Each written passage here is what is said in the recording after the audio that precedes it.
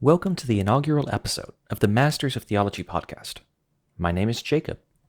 By way of introduction, I'm a Masters of Theology student at Dallas Theological Seminary. This podcast was born from my desire to have more conversations with theologians. You can find more information about the podcast at mastersoftheology.com. In future episodes, we'll be releasing our conversations with video, and we expect to improve our recording quality over time. Today's conversation is with David Millhouse, a friend of mine and fellow THM student at DTS. As you'll hear in our conversation, David is a passionate, missionary-minded student who has the heart and will to go wherever God sends him. So, without further ado, here is my conversation with David Millhouse. What would you say it takes to become a Master of Theology? I would say, that's a good question.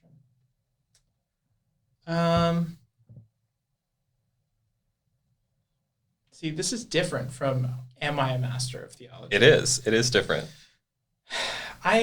What does it take to become a Master of Theology? I think becoming a Master of Theology would be having a mastery of the topic. I would assume that's where the term master comes from, of having a mastery of the subject. And so I think having a good understanding and knowledge of theology would probably make you a master of theology. I guess to what extent having a good understanding and knowledge of the topic can be debated, but yeah. It's an especially tricky question, just because theology is actually it's not the easiest thing to define either. So I guess that's kind of what I'm trying to pull out of you. What would you even define theology as? Well, okay. I would break it down based off of the word, right? So theos comes from God. Yeah. And logos comes from, or logi comes from logos and knowledge, right? And so I think it would be the knowledge of God. And I think that's the goal of theology, right? We're always trying to have a better understanding of God. Now, sometimes that takes the aspect of learning more about the Bible or about how God interacts with us, or just understanding church world history and understanding God's church. But it all boils down to having a better understanding of God, I'd say. Yeah. So you're in the THM program, right? Yeah. So what brought you to study theology? What brought me to study theology? I think the fact that, well, there's two aspects. The first one being the diploma at the end gives you credibility. Yes. Right? And lets people know that you know stuff. You're committed to it. You've spent time. You've done paid your dues, all of that. Exactly. I didn't realize it would be 4 years, but, Here you are. Yeah, right. The second aspect, I would say, is just gaining a better understanding. When I first came to DTS to study theology, it kind of seemed like a box that I needed to check, and COVID happened, and so it just seemed like a good, I'll take a step back from doing ministry and just study, and learn. I think now that I'm here, now that I'm done with my first year, I'm realizing just how much I have to learn. And I still stand by the fact that it is possible to learn all of these things outside of seminary, especially with technology. There's podcasts with professors, lots of videos explaining the topics and stuff. But there's just something about learning from these wise professors that are here, that have been around for a long time. And I feel like every day, every class period, I'm always just astounded by their level of wisdom and knowledge. And so just being able to grasp that and gain a little bit of that, I think is super helpful. Yeah. There's something tangible about listening to those wise individuals in person. There's something tangible about being there face to face, right? Yeah, and I mean, you can watch, videos of great theologians, and learn amazing things from them. But I think there's a level of dedication to seminary, right? Yeah. And it's kind of like, you look at Jesus, you look at the disciples, right? The disciples spent a lot of time with Jesus, right? And I think that's part of the thing. Like, I can dedicate some time to watching videos on YouTube or like doing research on theological topics, but seminary is like a whole new level of commitment. Yeah. And just spending all the hours that we spend within a semester with that one professor, like learning from them, hearing from them. Dr. John Hanna's a great example, right? Like, you just have a whole section on the side where you just quotes of wisdom from Hannah that have nothing to do with the class itself. But I think, and so I think maybe that's the difference, right? Maybe that level of time and dedication is the difference between actually pursuing like a Masters of Theology and just like studying theology outside of sort of formal schooling, I guess. Yeah. So I guess to what extent are you finding that the relationships that you're building here, maybe with the professors or with other students, do you think that will be something essential in your future? Is that forwarding your pursuit of mastery? Yeah, I think so. I think it's hard with the professors. I'm still early, we're still early in the program. And so it's hard. They still feel like they're, like a level above, like unattainable. I think, that'll always be the case. Yeah, that might always be the case. But you hear the students that are further along in the program talk about the professors, like, they have a relationship with them, an ongoing relationship with them of discipleship, mentorship. They're constantly like learning from them. And I feel like I'm maybe starting to scratch the surface on that with some professors. Mm-hmm. I think the students more so, because I look around at the students that I'm in these classes with, shoulder to shoulder with, and I see the theologians of tomorrow, and not just the theologians, but I see the movement leaders, those who will take the Christian faith. The missionaries and the church planters. Exactly. Yeah, absolutely. And I want to stay connected with those people because I want to help them in their ministry. And I think it's important that we continue to learn from each other once we're outside, right? Because it's one thing what we learn while we're here in seminary in an enclosed like environment. But once you get out into the world, right, and are doing ministry out in the world, I think it's really important that we continue to act as a system of support and guidance for each other, because you're going to encounter things that seminary can never prepare you for, can never teach you for. And I think it's important to have wise counsel in our life. And so I think having fellow Christians that are also going through ministry, are also furthering their studies, I think all of those people can help you, overcome and they can help you think about the problems differently and hopefully overcome them. Yeah, kind of related to that, in what you said there, there's an element of just wanting to further the other students' missions, because we're all here, at least, well, I'd say most of us are here for a specific purpose, for some sort of calling, and we might not know where that's going to lead us, but at the same time, we have a reason for being in seminary. Like, we have a reason for trying to pursue theological training, be that certification or otherwise. You're trying to get that in order to do more ministry. And so what I see in all the other students, and kind of like what you said, is I see, well, they have a mission, they have a mission, they have a mission, and their missions are no less important than my missions. And so to the extent that I can build relationships with them and help them along without sacrificing my own mission entirely, like that's exactly what, like, that's a wonderful deal. And I think that that's a big benefit of being in person as well, because you do get those shoulder to shoulder classroom interactions.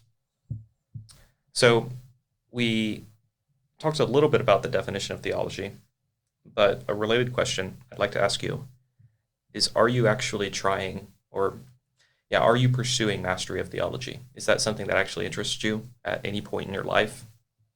Yeah, I mean, I don't think you ever will be able to fully master theology. Mm-hmm. There's the answer. There's the answer. We talked about this a little bit before, but I think, like, yeah, I don't think it's possible to fully, master theology, because if theology is the understanding of God, right, there is a level of God that is unknowable, ununderstandable to us. Otherwise, he wouldn't be God, right? Yeah. If I can fully comprehend God, then he wouldn't be great enough, to be God. And so, yes, I want to pursue gaining a better understanding and a better mastery of theology. Mm-hmm. I think that's part of the Christian calling, right? We, as Dr. John Hannah said, we read the Bible and study the Bible to know what's not in the Bible. Mm-hmm. And I think that's part of it, right? The world's becoming a crazy place. Interesting things are going on all over the place, and everyone has a moral compass. Everyone has an understanding of what is right and wrong. Mm-hmm. And so much of it sounds so close to biblical truth that I'm at the point where I'm like, dude, Bible is my true compass, right? I need to read this thing so I know if they're wrong or right, because I believe that this is the ultimate truth. And so, I think that's part of it. And I think every Christian should be pursuing that, right? Yeah. I look at my grandparents. They had such a great understanding and mastery of the Bible, and I think on both sides, and I think that's part of it, right? And I think we're maybe losing that with our generation a little bit, but I think that's what every Christian should strive for, you know, to better know God. Yeah, I like that you mentioned maybe we're losing some of that emphasis on the Bible. I'm sure that has been the case at various points in history, but one thing that comes to mind is in church history, when we've had such a modernist and postmodernist emphasis on teaching the Bible, we've deliteralized it, and there's been a resurgence in evangelicalism, which has kind of set it up to a very high standard. I like what you said about it, because it bypasses so many of the problems that I hear with holding the Bible to such a high standard. You said it's basically a personal compass. It's what you really believe. It's for yourself. You're not trying to hold it up to, let's say, non-believers and say, you need to follow us. You're taking the Bible and applying it to yourself, which, I mean, that's irrefutable. That's the way to go. I love that. How seriously do you take that? Do you study the Bible with that intent?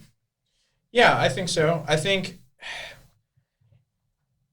it depends. You go through various phases. There are some phases where I just enjoy reading the Bible like a story. Yeah.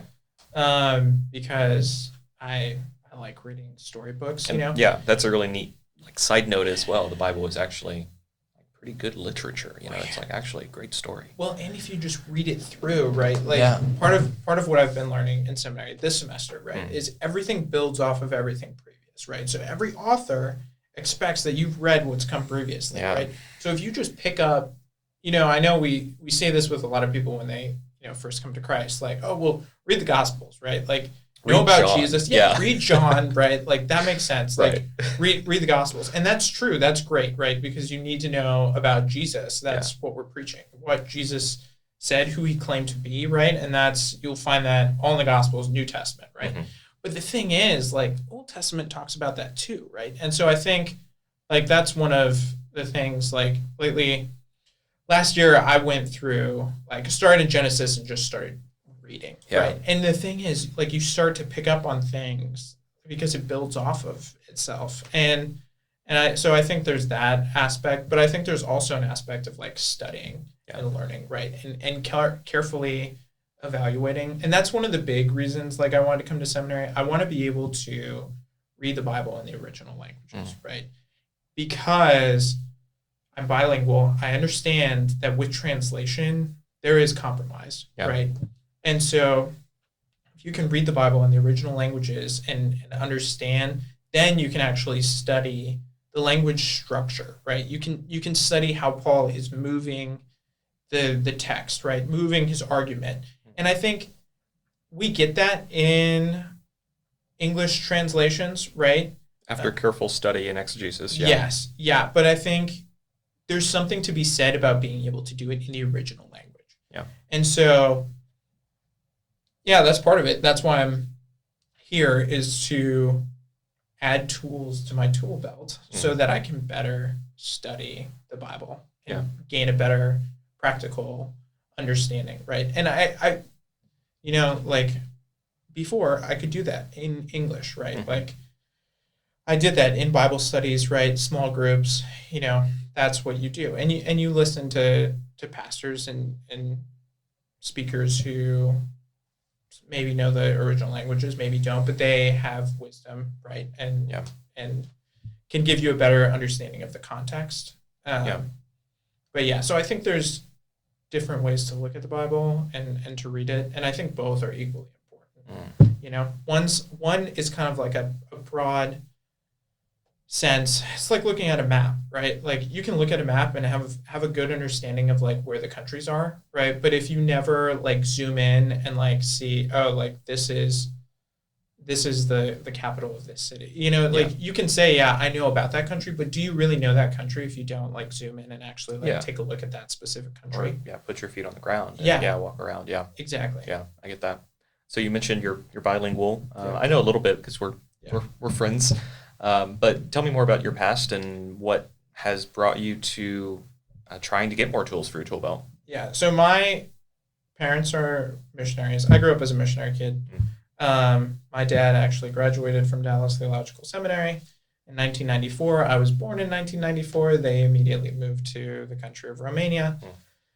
And that was normal for me. Like, I grew up there. We lived there until I was 17, 18. We moved back in 2013. No, 2012.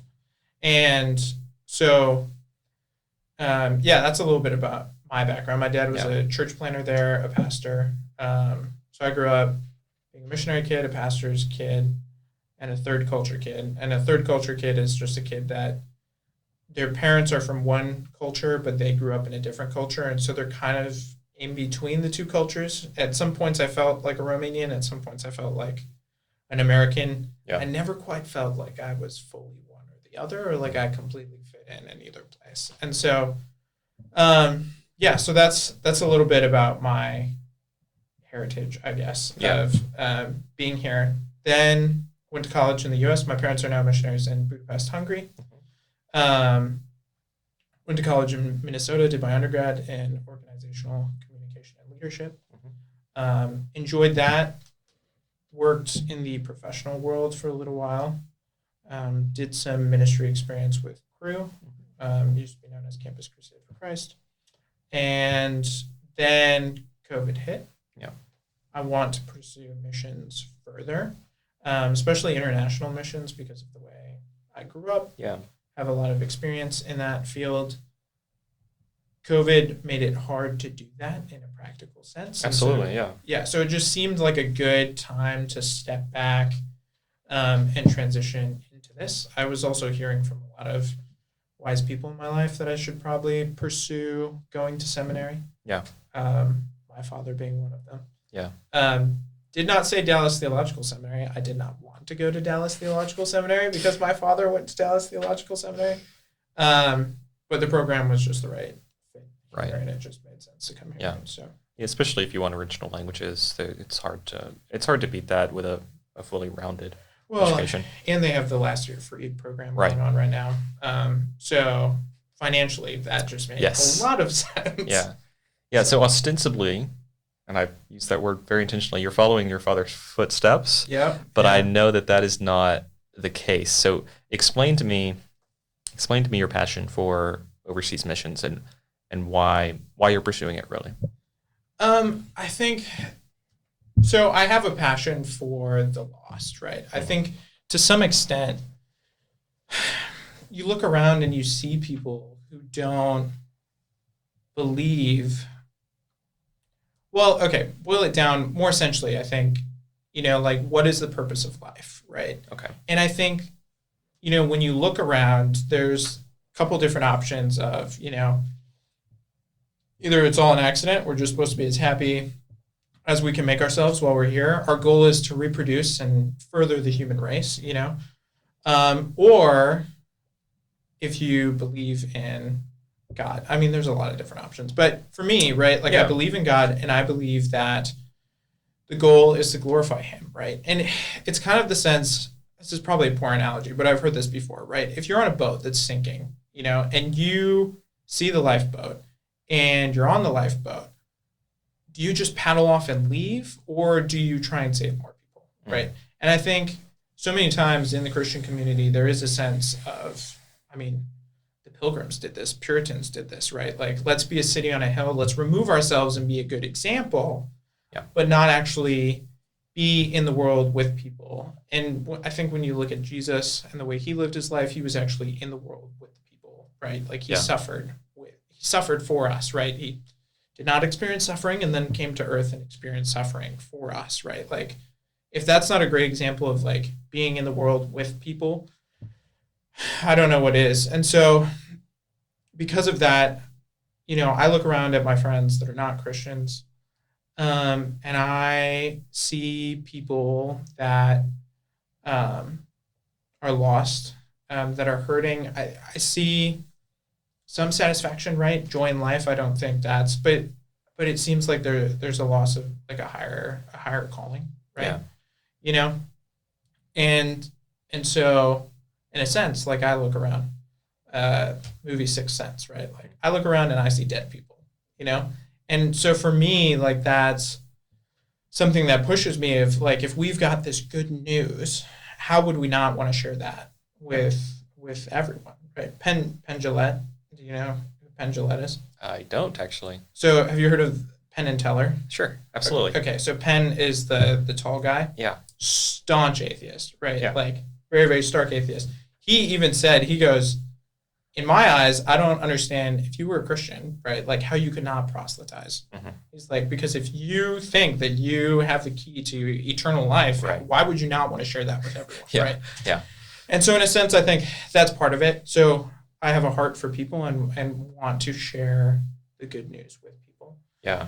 With the Middle East, because of the way I grew up, I've seen people, it's hard to cross cultures. It's hard to go into a culture that you've never experienced before. There's culture shock, stuff like that. Yeah. Because of the way I grew up, it's a lot easier for me.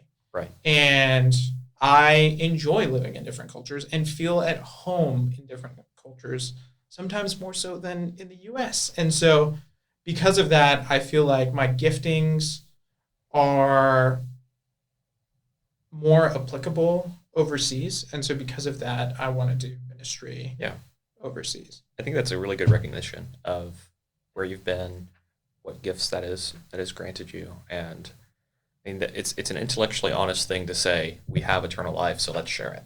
And that's something I resonate with a lot. I think about my own path to seminary, and it's not so much a dramatic, like, okay, I need to go serve these people, specifically. It's not some specific big calling. It's more like, oh, I have the gift of eternal life. I know the answer to life. Like, how can I not dedicate my whole life to sharing that in some way? And so I'm going to get equipped here to do that better, because that makes sense to spend a few years, investment-wise, for the rest of my life to be able to be, to have those tools. So exactly. And I think realistically, like from what I've heard, right, you don't really hit your stride in ministry until you're in like your 50s, maybe 40s, 60s. And so like that's part of the thing, like I'm learning, and it's that tension, right? That balance between the sense of urgency, right? Of like, I could die tomorrow, and I want to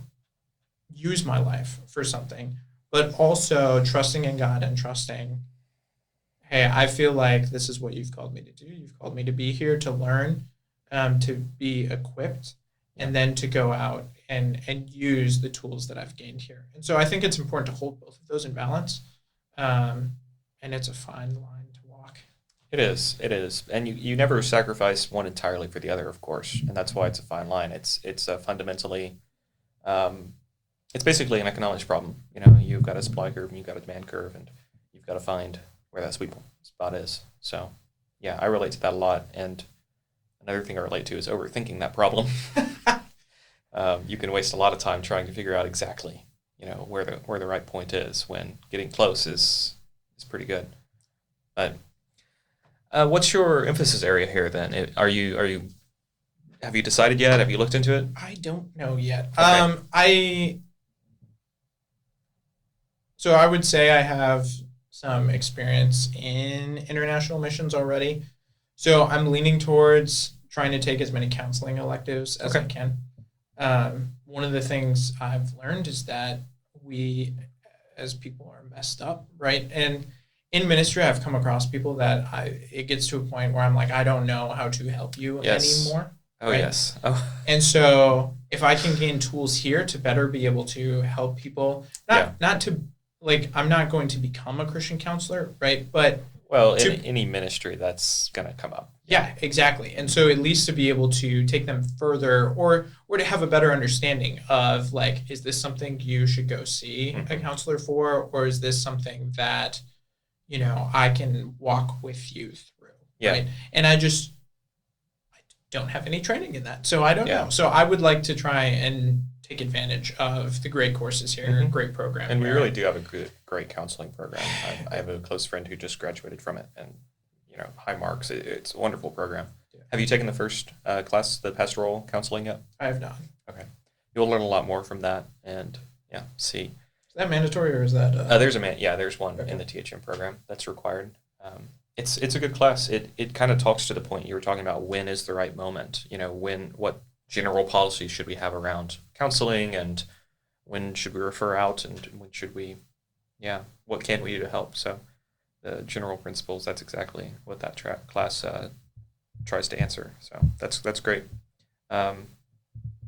What's been your favorite class so far then? Or top 3? Ooh. Okay, I've loved Greek. Yeah? Partially because of the professor. And who do you have? Dr. Smith. Mm-hmm. Dr. J. Smith. He's awesome. I think, so part of the thing is, like, he teaches Greek, but you have him, so we have him for Greek 1 and 2. Yeah. Right? You keep the same professor. Yeah, it's the first half and the second half of introductory.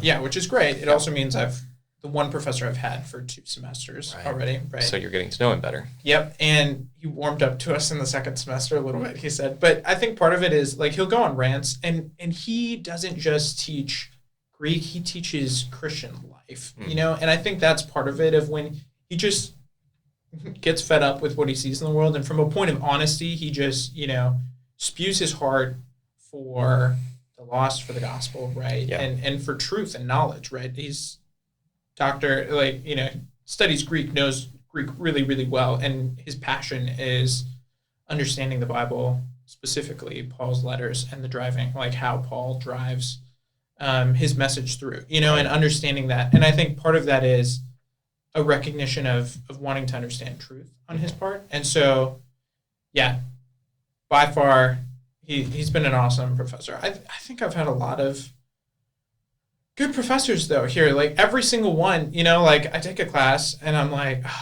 those professors were all so great. I learned so much from them. Yeah. And then I take the next set of classes, and I'm like, man, I thought it didn't get better, but it just keeps getting better. And so I wonder if part of it's just, I'm growing in understanding, and so I'm able to better understand, like, all of the wisdom they have to teach. Wow. I don't know, but I'm loving it. It's hard to pick favorites. Lots of good things all around. I can definitely relate to that. I think I could probably come up with a set of favorite classes, but at the same time, I think all my classes here, maybe, I hate to say, maybe bar 1 or 2, but I mean, it's honest. I've thoroughly enjoyed and gotten a lot out of, and I think it's been very good for me. So you said a lot of this is for credentials for you, but and you've spoken a little bit to this point, but how much have you grown towards really appreciating the teaching here and really appreciating the change that is going on in you here? I think I really started to appreciate it about halfway through the first semester. Yeah.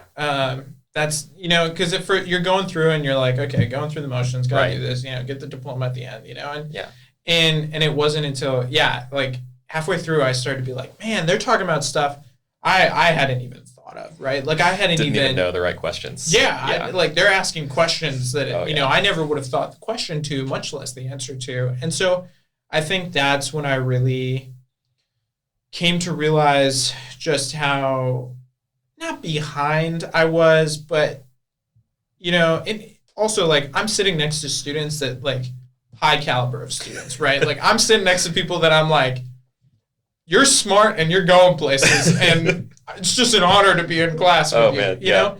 And so I think that's part of it of like, there are some points where like I don't feel worthy to be in these classes, learning from these professors, learning next to these fellow students, And I think that's good. And so, yeah, I think I was humbled. Yeah, right? It's humbling, but you also take it as an honor, as a privilege. Yeah. Well, and I think that element of being humbled is what got me to really appreciate, like, coming here and learning. You know, because before I was like, well, I can learn all this stuff on my own. Yeah, like, I can go read Grudem's Systematic Theology and be fine. I don't need these professors, right? But then you come and you interact with these your professors and you're like, no, I never would have done this on my own. One, right, out of lack of time and will, right? Yeah. And two, man, just like it's so much easier to just learn it from these amazing professors who have been teaching it, and like can just explain it in a simple way that like makes so much sense. So yeah, I have a deep appreciation for the process of being here. Still frustrates me sometimes, right? Like still am like, I want to get out on the mission field as soon as possible, right? And I think, like we said, it's that balance, that beam that you want to walk, right? And might so be a good tension to have, though. Yeah, and I think that's something I don't want to forget, right? Like, and I'm trying to hold on to it, but now I'm more even, I'd say. Yeah. Whereas before I was like, nah, get in, get out, right? And now I'm more like, okay, get in, soak up everything, make sure to get out, right? So. Yeah, that's a great mindset. I've had a conversation where we kind of talked about how seminary can be a sucking in thing and be a little impractical, and you never really get out of that mode. And, that can be, I think that really could be harmful for some Christians, but I love the mindset of get in, absolutely.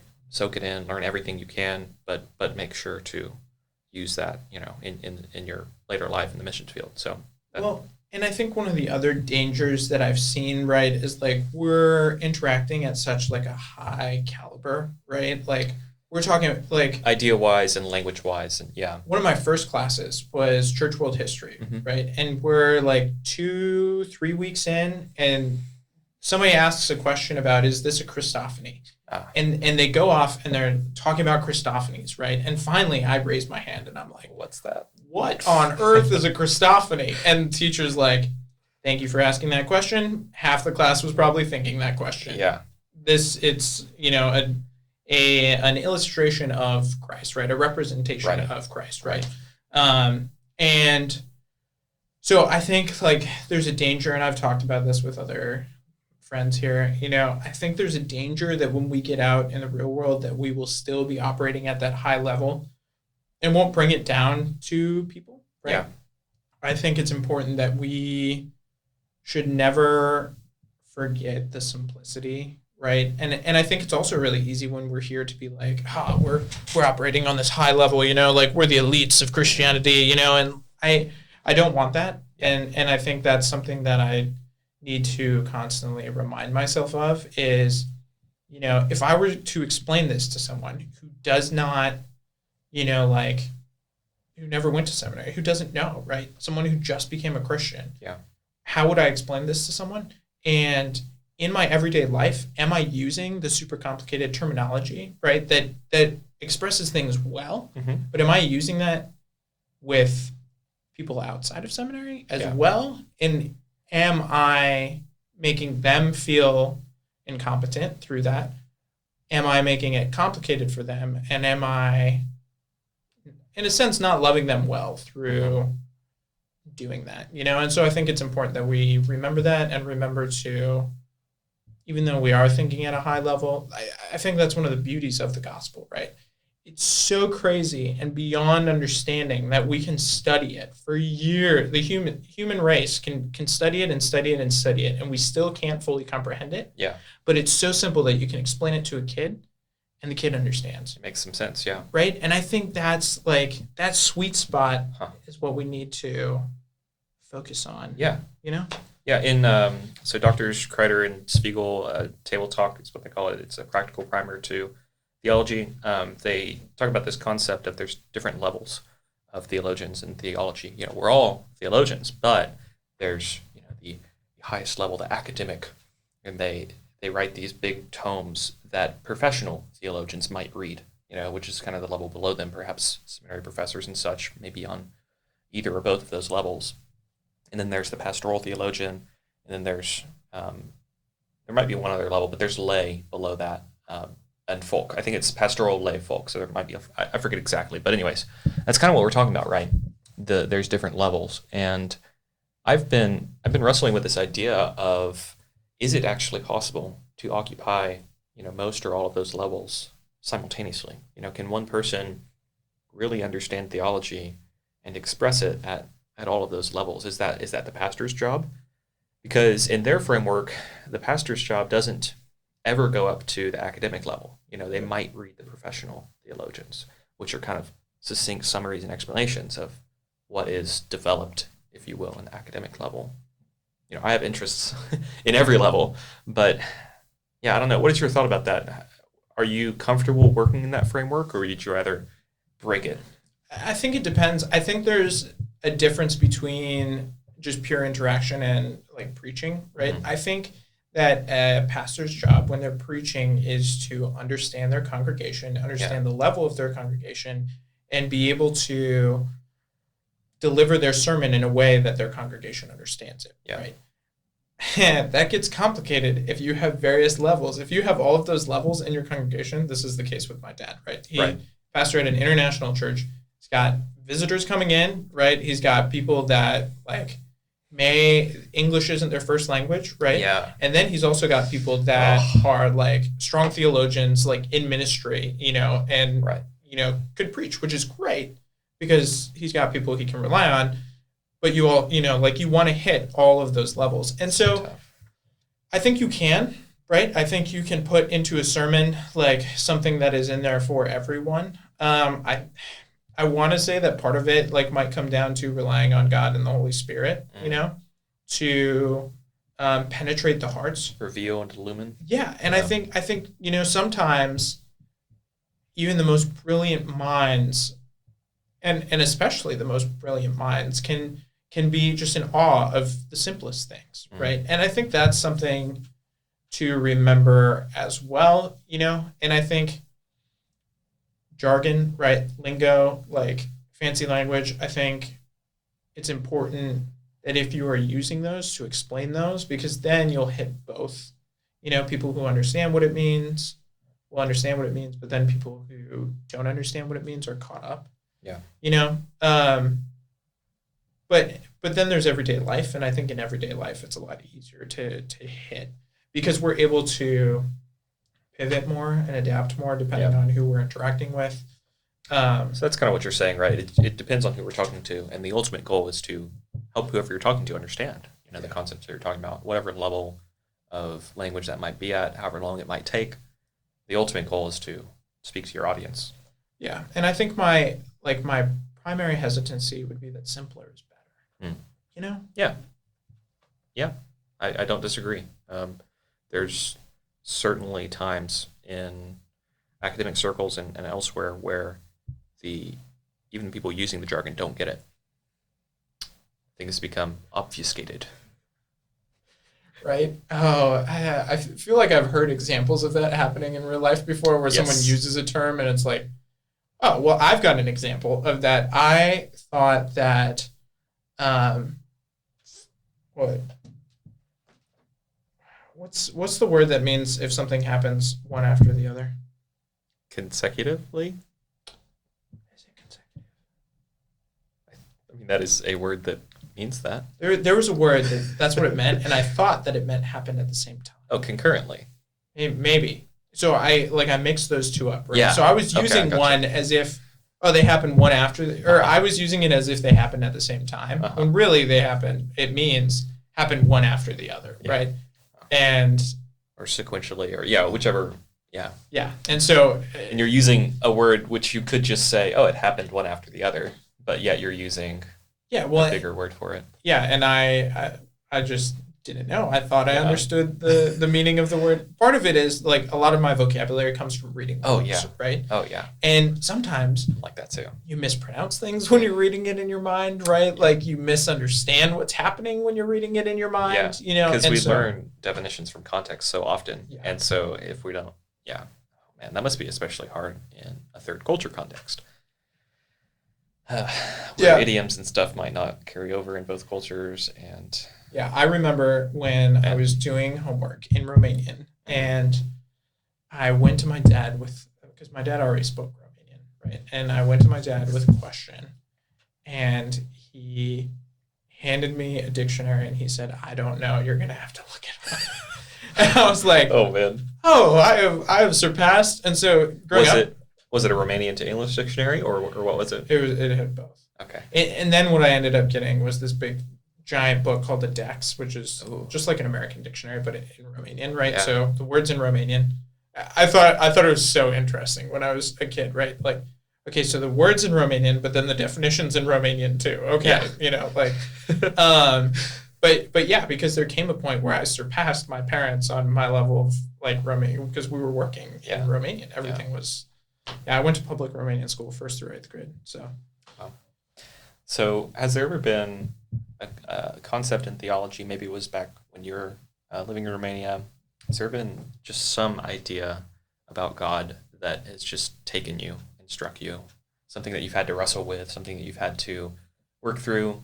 I know as a missionary's kid, it can be one of those things like you're taught very well and you believe what you're taught, but has there ever been like something really personal in theology that's hit you? Yeah, I think so.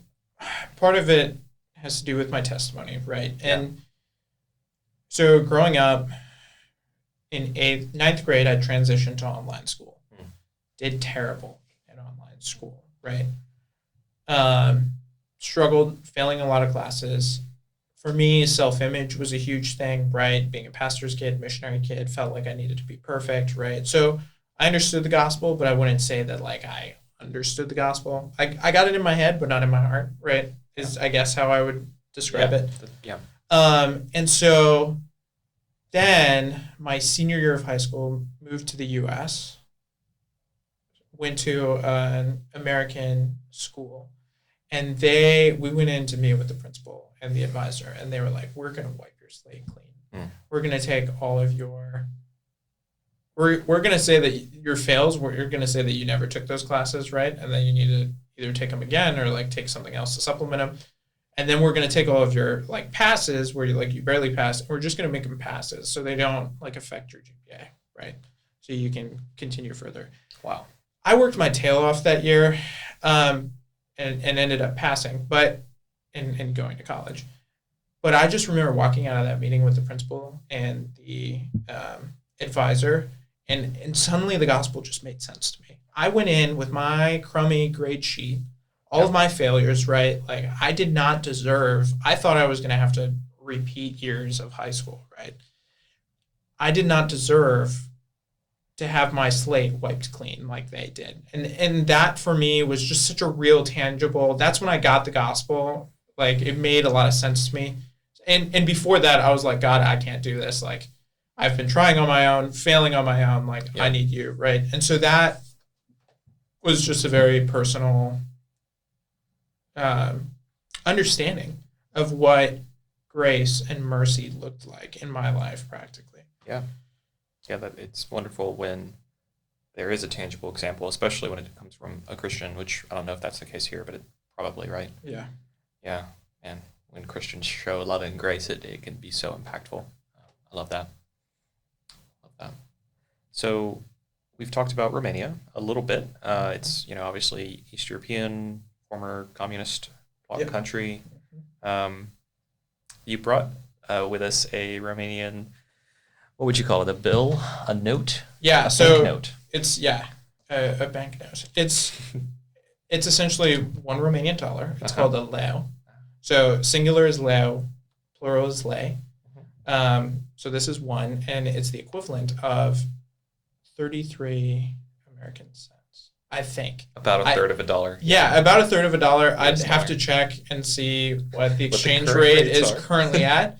Yeah. But yeah, so exchange rate's very normal to me. It's very cool. It's plastic. It's got a see-through part in it. It's just very cool. It's always my like fun show and tell. Yeah. You know, because this is the Romanian money that I grew up with. You know. Yeah. So, yeah, fun fact: Romanian money, if you forget it in your pocket and wash it, no melts. harm, no foul. Oh, it's fine. Yeah, Oh, it's good. fine. It's cleaner than it was before. It's great because Wow, it's plastic. 'cause it's It's not plastic. paper. You know. That's nice. Although American dollars, I think, are pretty resistant to being wet. But Yeah, they're sort of a cloth, so they tend to be okay. But yeah. Any fun stories about Romanian money or anything like that? Oh, about Romanian money. I don't know. There's What was your favorite thing to buy in Romania? favorite thing to buy. The hardest question. Well, okay, so I think with my grandpa, we used to go and get these things called kovric, which it's essentially a soft pretzel. Okay. But they would make them, and these little ladies would have stands with them on the way to school. And so Oh, that's we would walk to school every day, probably 15, 20 minute, half an hour walk somewhere in there, depending on how much you dilly-dallied. And my grandpa would walk us when he would come to visit, and we would always stop and get kovric. And it was funny always trying to hear my grandpa, who didn't speak Romanian, try and say kovric, because he wouldn't roll his R, so he would be like, kovric? So yeah, I guess that's something I think of, stopping and getting kovric with my grandpa. Your grandpa. in Romania. That's a great memory. Yeah, so I mean, actually, I visited Romania in 2009 on just a summer mission trip. Yeah. And I remember a couple of things. It was, I believe, in the city of Fukasa, which is northwest. I couldn't say exactly where it is on a map, but there was this little ice cream stall on the road, and it was just this wonderful soft serve ice cream. I'm sure it was made from goat's milk, and it was just it was delicious. And we would, walk to the church and back where we were ministering, and more often than not, stop by the ice cream stall. Oh yeah, It was great. And it was like 50 cents too in American dollars. So it's just like, yes, please. I'll take 2. Yeah. There was that, and then there was a little, like a pizza cafe. We'd go. It's nice being in another culture. I can say that, like, sincerely. I would love to do more of that. Yeah, it's different, and it's hard to explain. It is. And I was halting for words. Yeah, there's just something about that. And it's hard to explain. Everything's different, right? And so, and the weirdest things will surprise you. Yeah. And I think that's one of the interesting things about growing up as a third culture kid. My family and I, we will say, like, we'll see something and we'll be like, that's so American, or that's so Romanian. And so my sister will send me memes, or send us all memes about, you grew up in Romania if, Wow. there's a little lady smoking on the balcony, and so, yeah, it's just funny, interesting things. Yeah, that's a larger discussion about what makes a culture, and yeah, that's part of what I studied in my undergrad. But yeah, it's the weirdest things will catch you off guard, and the weirdest things will seem very, very familiar. Yeah. So. Well, yeah, the topic of culture is probably too broad for a polite conversation. Yeah, that's its own area of study. Yeah. Well, because I'm quite a fan of philosophy, and you sort of brought it up earlier, I must ask, have you adopted a meaning of life? A meaning of life. Yeah, I mean, I think I would stand by what I said earlier. We used to have this catechism that we would go through, our parents would go through with us. Which is not typical in America anymore. Yeah. No. Yeah, and part of it was, if I remember correctly, the goal was if we made it through a certain number of, like, the questions and would get them right, then Dad would buy us ice cream. Oh, there you go. And so, but some of those, I think part of the point of doing that is some of those things, like, stick with you, right? Like, the reason I know that Methuselah, who Methuselah was because of those questions. But in there it said, the purpose of life is to glorify God. Why did God create mankind? To glorify him, right? Which is the Westminster Confession, right? I think so. That's fine. I think that's right. Yeah. I just remember that was the answer, right? And I think there is something like true about that, right? I think like the God creating us so that he could have more glory. Now that may not be in the way that we think it is, and like sometimes we ask questions about, like, well, how does us doing terrible things bring glory to God? Yeah. Right? It's a tricky problem. Yeah. And so, but I think, when I look at life, I think, that's the purpose of life is to bring glory to God. I may not understand completely what that means, but I think I agree with that on like a fundamental level, right? Of like, what else could be the purpose of God? Is it going to not bring glory to God? Is it just neutral, right? Like, I think, you read the Bible about how all of creation, glorifies God. The stars in heaven, like scream his majesty. Yep. Angels glorify him. And so why wouldn't that be our purpose as well, I guess? I'm glad you brought it back to the Bible because I've actually found it's trickier than you might imagine to make the claim that the purpose of life is to glorify God. But there are many there's ways to do it. Well, and it's coming from a Christian understanding, right? Like if you go down the path of like atheism, then obviously you would not think that that's the purpose of life, But yeah, and I think that's broad enough to the point where like glorifying God can have many different like aspects. And so it's hard to get more specific than that. But part of the thing is I don't think that every single person is meant to do the exact same thing. Mm-hmm. Right. And so, yeah. Yeah, that's the nature of the church, different parts all building towards the same thing. So, yeah. Well, and it's a good question, and I don't think I have it completely figured out. Oh, that's a great start, though. I mean, yeah, you have a creed. It's more than what most people can say. So that's I suppose. Yeah. So what about the church? Are you in a church here in Dallas? Yeah. So I am going to the church that my parents met in. Oh wow! Not following in my parents' footsteps whatsoever. At all? Yeah, no. No, coming here, COVID was rampant, and I had a lot of friends that moved here. Talked to a lot of students that they're still looking at churches. Right? Yes. And one of the things that I really struggled with in my undergrad was I was at a church that my parents attended when I was there because I did my undergrad in like the big town outside of this suburb that I graduated high school from. So went to this church. It wasn't until I graduated from college that I actually became a member and started to get involved. And because I was like, well, I'm only going to be here for 4 years. Right. Like, why would I get like super involved in a church? Like, I'm just going to leave anyways.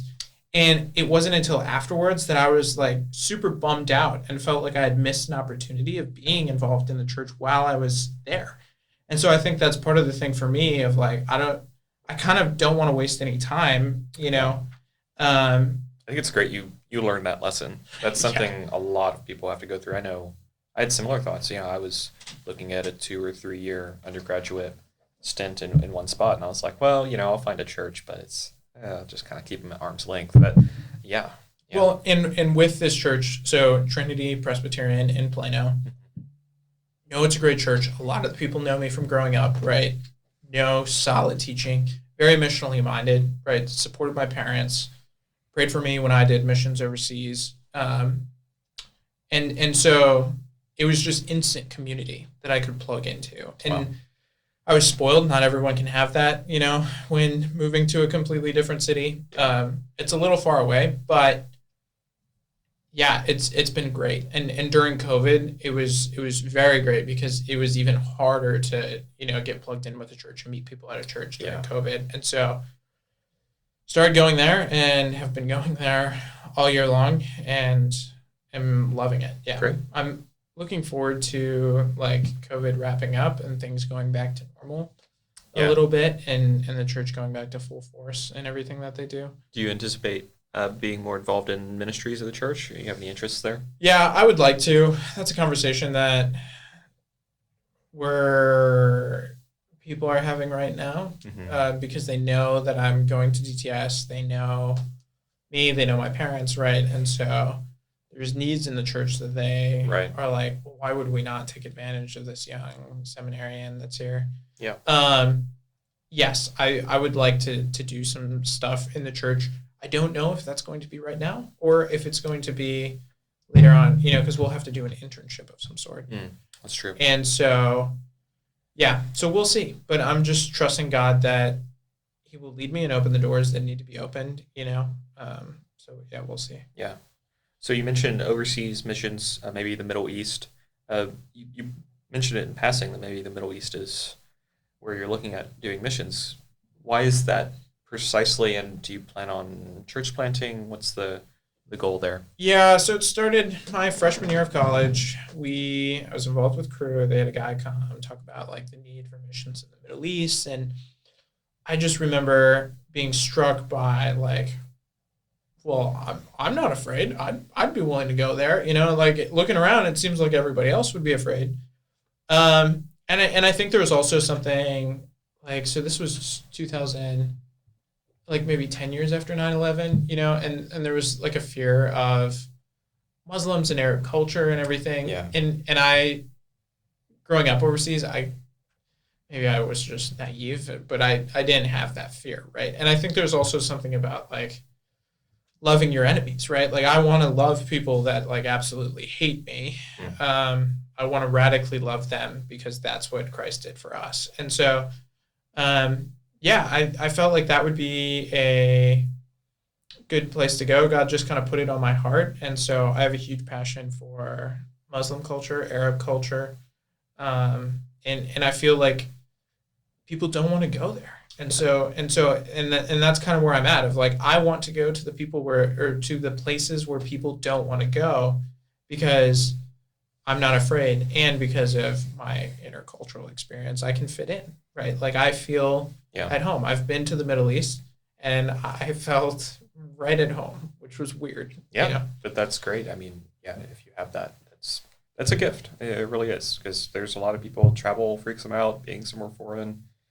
Yeah, so I think that's wonderful that you're one of those people. It's inspiring too. I mean, I've been thinking more about church planting, and there's certain aspects of traveling and such that, I mean, I don't even want to go out of the state, but at the same time, where there's a need, there's certainly a reason to go. And that's been close to home for me. Yeah. Well, and I think that's part of the thing, like following Jesus requires sacrifice. Yeah. We need to pick up our cross and follow him daily. And I think for different people, that means different things, like when you look at the people that came to Jesus and were like, oh, I want to follow you. And what must I do? And Jesus is like, well, follow me. First, I need to bury my parents, right? Well, first, like I need to do this. And I think like, that's the point. Like he knew what every single person was not willing to give up. And so I think part of it is he may not call all of us to the same thing, but everyone's required to like some sort of sacrifice. Like the fact that we're in seminary, spending at least 4 years of our lives studying here is a sacrifice. Oh, yeah. And it's a sacrifice that I never realized and did not appreciate about pastors before I signed up to do it. Right now, I'm like, you spent 4 years so you could become a pastor? Man, like, respect. Yeah. And so I think that's part of it, is like, sometimes people are like, oh, well, it's not that big of a sacrifice, if I'm not moving overseas. And it's like, dude, maybe the sacrifice for you is going out of state. Maybe it's not going out of state. Maybe it's staying exactly where you're at, right? Like maybe that's the sacrifice. Yeah. And I think that's not to say that following Christ is going to be miserable all that time. I think there's joy that comes in following Christ. But yeah, I think there is a level of sacrifice that a lot of times we don't think about in the church, right? And we just kind of gloss over of like, oh, well, everything will be fine. Everything will be wonderful. And it's like, no, not always. People will sometimes hate you for the fact that you follow Christ, know? Well, this has been a wonderful conversation. I have one last question, Okay. but before I ask, I actually want to ask if you have any thoughts or questions that you want to pop in and talk about with me. Oh, Big surprise. yeah. I wish I could have prepared this. And it's fine if the answer's no, but I mean, I love talking with people, so this is part of it. Yeah, I think. Okay. I feel like I kind of want to ask you a goal question. You're a very driven person, and so So I've been told. I think a good goal question would be good. What do you think will be the biggest obstacle for you in, like, just based off of you knowing yourself and life and your knowledge? What do you think is the biggest obstacle for you, or might be the biggest obstacle for you in accomplishing what you feel like God has called you to do? Yeah. That's a super loaded question. It's so loaded, and it's a great question. That's a great podcast question. I should steal that one. I like deep questions, and Yeah. I like asking Well, me too. people. And so, Yeah. and it'll help me get to know you better. Sure. There's okay. So the cop out here, I think, is the right answer, and it's not exactly a cop out because I think it's the right answer. I really think that the blind spots, the things that I don't know, are going to be the hardest obstacles. I think that I've actually anticipated several obstacles, and they're coming true, and I'm having to deal with them. But for the most part, I am working through them and figuring it out, and I believe I will overcome. Whether that's logical or not, there's several things that I'm facing. Should I work in an institution, just a general public institution, be that academia or otherwise? That's a big question for me. And what does it mean to do that? That's a big question for me. And so I'm working through that. I'm fighting through what that means for me, what that means for my life. Where I'm called is maybe a big obstacle. But I guarantee there's something I don't see at all. I don't see it coming. There's some flaw in my thinking. One question I sometimes ask, it's really open-ended. What is your view of morality? What's your view of morals? And I think that could be something that bites me in the long term. It's like I don't have a philosophy of morals. I have a Christian philosophy. It's different, There's following Christ, but anyways. So yeah, man.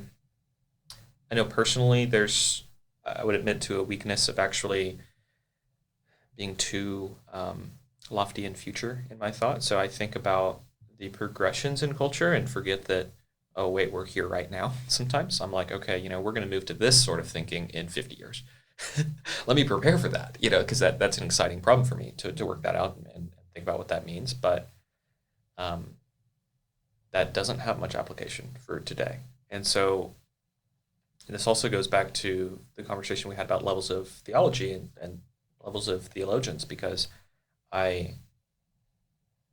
it's not necessarily a worry, but it's a thought. Maybe I should be in that professional or, in that academic level of theology, but I care about the local church so much. I have to draw the dots there. And is it okay for me to just be in those levels, to dedicate myself to those higher levels if I'm not actually putting a huge dedication into the local church? And I don't know if it's okay. On paper it is, because there's a trickle-down effect. I get to teach pastors. But as a Christian, I'm not so sure. And not to say that I wouldn't do some work in the local church, but I mean, some. Yeah. Anyone can do. I do some right now. I volunteer and I work at a church, but yeah. It kind of seems like you're like a wholehearted, give it everything you've got type of person. Yeah. And I wonder, that's part of the question, right? Of right. Is some okay, is a little bit in different areas good, or is everything in one area better? Yeah, And that's a big part of my question. Yeah, and I don't know. You don't know? Bummer. You don't know. I wish you knew. I don't know if anyone knows, though. Yeah, no, you know, that's fair. And it's probably different for different people, and the whole normal answer there. But yeah, to get back to your question, I think ultimately that there's things I don't see, and that scares me. That really does. There's nothing I can do about it because I don't see them. Yeah. It is a bit of a cop-out answer, but at the same time, I think that's the truth. And it's probably true for everyone. We don't have the whole picture, but anyways. But part of it is too. So that happened to me, right? I just spent a year of ministry overseas in Eastern Europe, and the things that I thought were going to bite me were not what bit me. I was expecting there to be a lot of pressure externally, but the pressure came internally, and I did not see that. Blindsided me, got me. But I think one of the things that I did learn, right, and that's part of the joy of being a Christian, right, is that God is in control, right? And so because I didn't see it, just because I didn't see it didn't mean that it didn't work out in the way that God wanted it to. And looking back, God worked it out better than I possibly could have planned it myself, And so I think, it's scary that we don't know the future and what's going to happen, but part of it is trusting in God, and as my friends from Minnesota would say, just send it. What a fun phrase. Just send it. Just send it. Oh man, I have images of launching cars actually. Yeah, that's good. And the role of faith in the Christian's life cannot be underlined enough. It's so important. It's so important. And I do like planning. I don't know that I'm a 100% dedicated sort of person, but I do like planning and sticking to the plan. It's helpful for me, but there is an element of faith in there somewhere, and it's hard because they seem to be at tension, but they seem like two good things. Just one of those tensions in the Christian life, I think, and there are many. So the last question: what would cause you? What evidence could you see, if anything, to give it all up? To say, oops, I was wrong? That's a great question. I think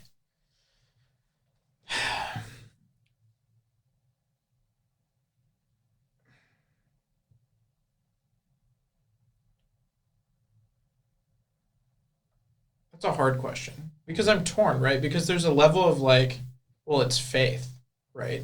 So true faith, you would want to be able to believe it no matter what, right? Yeah. No matter what evidence was staring you in the face.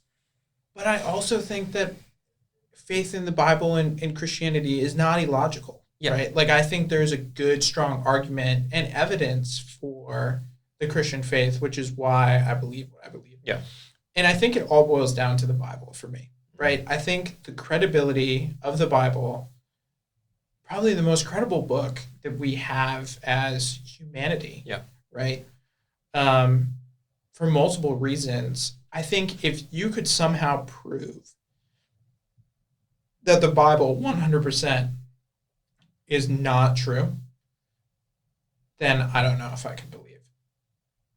The thing is, I don't see that happening, right? Because you're arguing in history. You're arguing in things past, right?